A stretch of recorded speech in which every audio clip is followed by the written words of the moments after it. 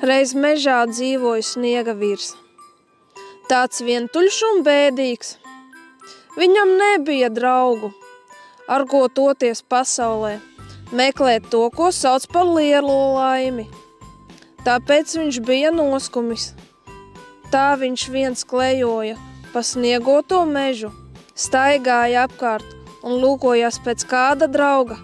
Tad kādu dienu sniega vīrs satika viņu, kaut ko pavisam jocīgu dīvainu. Mati gaisā, katrs uz savu pusi, rozā, zilā un kādā vēl nekrāsā. Pats garš, smaids līdz ausīm, acis izbolīts, un sniega vīrs viņam jautāja. Kas tu tāds? Kā tu mani nepazīsti? Es esmu taču Čupčiks.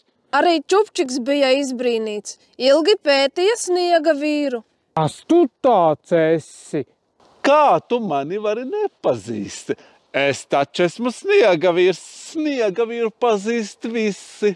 Kāpēc tu esi bēdīgs? Es vēlos doties plašajā pasaulē, meklēt to, ko sauc par lielo laimi. Taču man nav neviena drauga, ar ko to kopā darīt. Tāpēc es esmu bēdīgs. Čupčiks priecīgi iesaucās. Mēs varam gan doties meklēt to lielo laimi. Tu zini, kā viņa izskatās? Liela! Čupčikam nekļuva skaidrs, kā izskatās lielā laime. Taču viņam patīk piedzīvojumi, un Čupčiks bija gatavs pievienoties sniega vīram. Tā nu viņi staigāja un staigāja, meklēdami to, ko sauc par lielo laimi. Te pēkšņi abi izdzirda smalku balstiņu. Mēs jau tā liesim, kāpēc mums tas jādara, kur mēs ejam? Sniega vīrs izbrīnīts paskatījās uz Čupčiku. Tu to dzirdīji? Tu spēj dzirdēt manas domas? Kādas muļķības? Iesaucās tarakans un izvēlās sniegā no Čupčika matu ērkuļa. Tur viņš bija, tarakans, tāds nekārtīgs ar uzrautu degunteli un daudzām kājiņām. Kas tu tāds esi? Tarakans, kurš tas cits? Tagad es būšu jūsu draugs.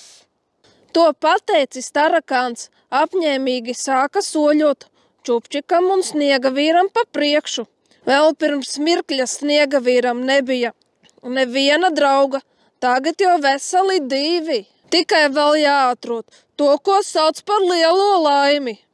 Tā nu viņi gāja pa kalniem un pa lejām, līdz tālumā ieraudzīja kaut ko lielu un spīdīgu.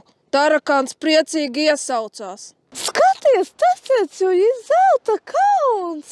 Mēs esam atraduši to lielo laimi. Mēs būsim bagāti un priecīgi. Pie sevis tarakans sāka prātot, ko viņš iesāks ar kaudzi zelta. Es uzceru savu personīgo atkritumu kalnu. Kā es tur vērtīšos, ai. Kamēr tarakans kala savus nākotnes plānus, 3 draugi jau bija atnākuši līdz zelta kaunam, kurš tos jau gaidīja. Dzirdēju, kā jūs 3 meklējat to lielo laimi. Te nu tas ir, te ir tā laime. Tikai man viens noteikums. Man pietiek tikai 2. Jums ir jāizvēlās, no kura atteikties. Kauns to noteica mazliet smīnēdams. Viņam jau bija skaidrs, kurš te īsti neiedars. Ko jūs tur domājat, to draugi? Sūtiet prom to tarakanu. Kam viņš tāds vajadzīgs, tāds mazliet smirdīgs? Taču tā nevar, viņš ir mūsu draugs. Izvēle ir jūsu ziņā, vai nu ar sniega vīru tiekiet pie laimes, vai arī nekā. Sniega vīrs apņēmīgi paskatījās riņķī un sacīja zelta kaunam. Kas mums ir tāds vērtīgāks? Zelts vai draugs? Protams, ka draugs. Un tā visi 3 draugi devās meklēt tālāk to, ko sauc par lielo laimi. Jābūt taču tādai laimei, kuras pietiek visiem, ka nav jāatsakās no drauga. Gāja viņi tālu ceļu, līdz kļuva siltāks un siltāks. Apgāja visu zemeslodi, un tad viņi nokļuva tuksnesī. Sniegavīram kļuva aizvien grūtāk.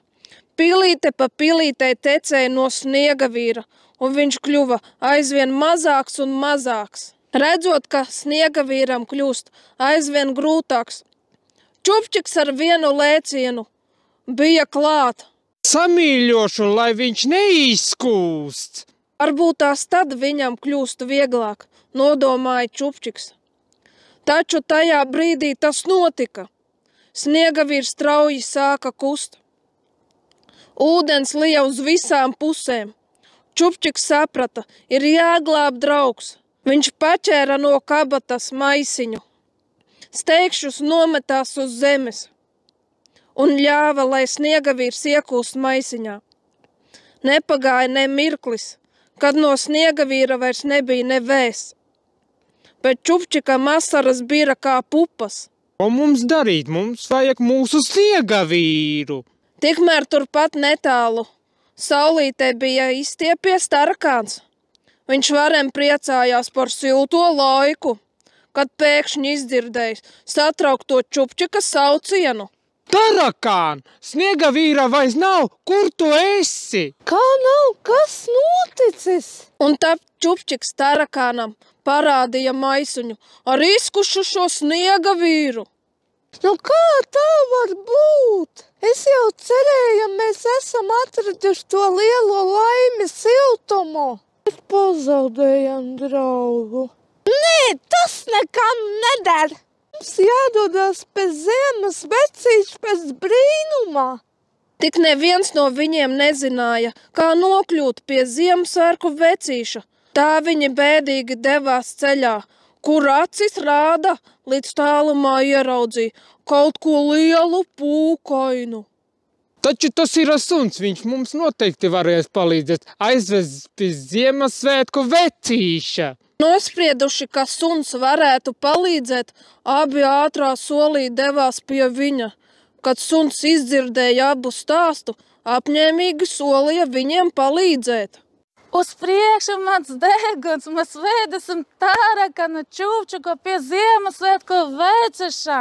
Tā nu viņi četratā ar Sniegavīru maisiņā devās pie Ziemassvētku vecīša, ejot vairākas dienas un naktis. Pēkšņi pamanīja tālumā spīdam gaismiņu, Tarakāns priekā teju vai iespiedzās. Ir, mēs esam klāt! Tarakāns teikšus metās uz namiņu, kur uz lieveņa viņu jau gaidīja. Ziemassvētku vecīts. Tarakāns aizelsies, mēģināja izklāstīt savu sakāmo.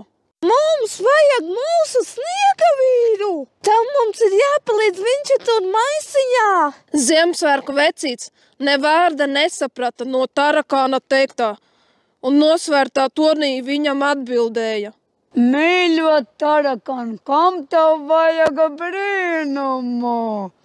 Lai tiktu pie Sniegavīra, paskaties, cik daudz te sniega.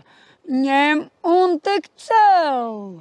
Pa to laiku līdz namiņam bija nokļuvis arī suns un Čupčiks. Abi pavisam mierīgi Ziemassvētku vecītim pastāstīja, kas atgadījies, parādot maisiņu ar Sniegavīru. Ziemassvētku vecīts labsirdīgi pasmaidot noteica.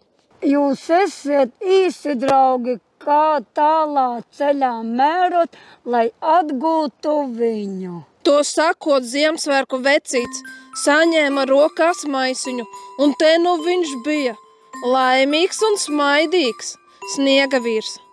Čupčiks priekā iespiedzās. Sniegavīrs atrada to lielo laimi, mūsu draugs atkal smaida. Un šajā mirklī Sniegavīrs beidzot saprata, ka lielākā laime ir draudzība. Tik ilgi viņš bija meklējis to, ko sauc par lielo laimi. Beidzot tā bija te, un tā nu viņi dzīvoja ilgi un laimīgi, plecu pie pleca.